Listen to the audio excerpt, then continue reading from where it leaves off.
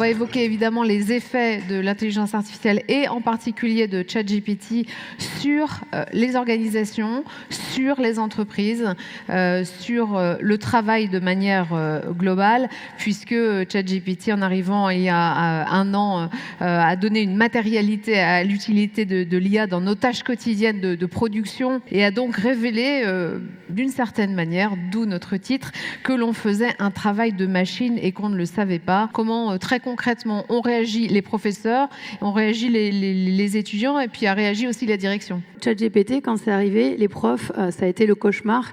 Ils se sont dit, le truc, il faut absolument l'interdire. Donc, ils ont demandé à la direction de prendre des mesures fortes.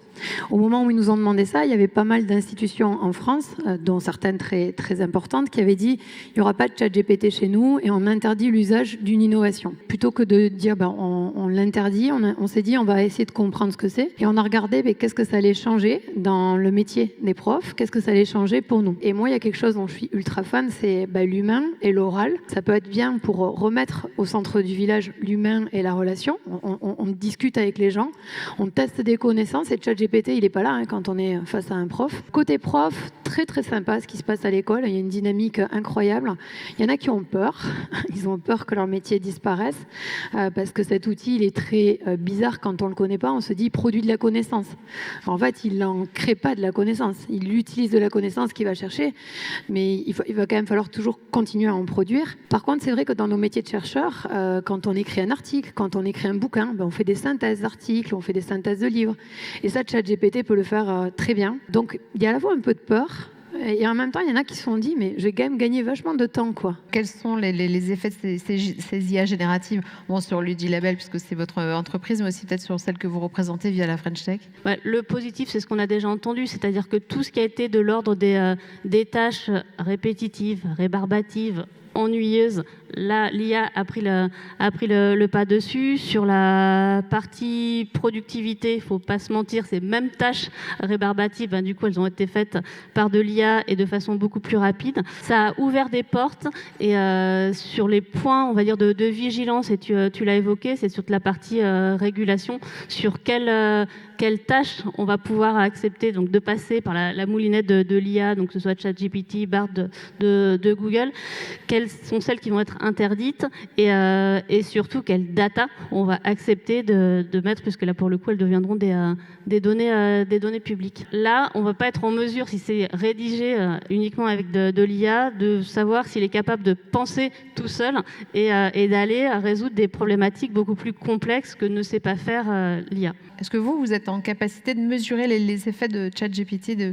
ces outils d'IA générative sur les entreprises? Alors, on est en difficulté pour le mesurer précisément parce que les usages de ChatGPT sont des données propriétaires.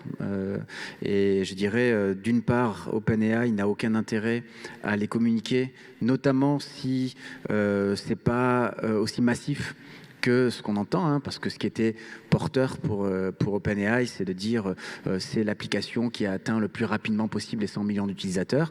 Mais ce que ça ne dit pas, c'est si ces utilisateurs l'utilisent pour des choses sérieuses et si, après leurs premiers usages, ils ont continué à l'utiliser, à en faire finalement un nouveau mode de travail. Donc ça, on a un peu de difficulté. Puis deuxième chose, il n'a pas le droit, parce que si jamais OpenAI commençait à dire voilà comment on nous a utilisés, voilà comment les gens du marketing l'utilisent, voilà comment les recruteurs l'utilisent, quelque part, il y aura un problème, c'est le fait qu'ils communiquent sur nos usages et il y a un problème de confidentialité. Il y a des métiers qui disparaissent complètement? Alors, sur l'IA générative, encore une fois, ce qui est difficile à mesurer, c'est que pour l'instant, on est dans l'étape où on a une application généraliste qui a été lancée comme une grande preuve de concept par une entreprise qui s'appelle OpenAI, et les usages sont, pardonnez-moi l'expression, sous le chapeau. C'est-à-dire que les gens qui utilisent aujourd'hui ChatGPT le font en cachette. 68% des utilisateurs de ChatGPT au travail ne le disent pas à leur manager. Entre l'apparition des nouveaux métiers et la grosse base qui va être des métiers qui vont devoir effectivement prendre le virage et se transformer, in fine, dans les stats qui ont été sortis, c'est plus de métiers quand on fait la somme des trois. Donc pas d'inquiétude. L'attitude de l'individu, elle compte beaucoup. Qu'est-ce que je fais avec ça? Pourquoi je le fais? Qu'est-ce que je cherche à faire? Bon, ChatGPT, il va être très embêté pour manager une équipe, quoi. L'esprit critique, je pense que ça va devenir quelque chose de j'utilise de l'info, comment je l'utilise, comment je la synthétise et comment je l'utilise pour, dans mon entreprise, faire ma tâche, bien travailler. Donc ouais, moi, l'esprit... être capable de mettre une distanciation par rapport à ce que j'ai récupéré et voir comment je le transforme sur mon job, sur mon poste, avec l'équipe. Mais pour moi, la question, en tout cas, ce qui est très bloquant chez nous à l'école et puis dans le milieu enseignement supérieur, c'est toutes les questions d'éthique qu'il y a derrière, quoi. Juste un point quand même particulier pour laisser la parole en conclusion à Sandrine Jean-Ruclier et à Stéphanie Lavie sur les femmes dans le numérique et dans les mathématiques, puisque le Haut Conseil à l'égalité femmes-hommes a publié extrêmement récemment un rapport qui pointe le cercle vicieux du sexisme dans le numérique et qui évoque encore une fois la spécialisation assez genrée des filières. Et il y a une recommandation, je voudrais avoir votre avis là-dessus, parmi les 20, j'en cite une, imposer des quotas de 50% de filles dans les spécialités scientifiques, mathématiques, physique et 30% minimum en NSI au lycée. À votre avis? Il y a un constat qui est terrible là aujourd'hui, c'est la réforme du baccalauréat a conduit à faire reculer quelque chose qui était incroyable, c'était que les filles s'étaient tournées vers les mathématiques et les carrières, notamment école d'ingénieurs, mais il n'y a pas que les écoles d'ingénieurs où on fait des mathématiques.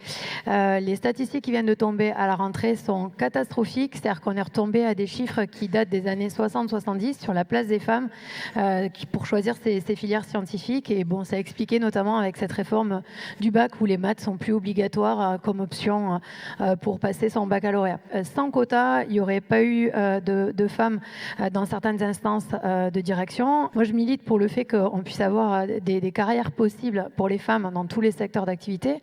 Pour ça, il faut accompagner dans l'éducation. À l'école, on essaie d'orienter le plus possible.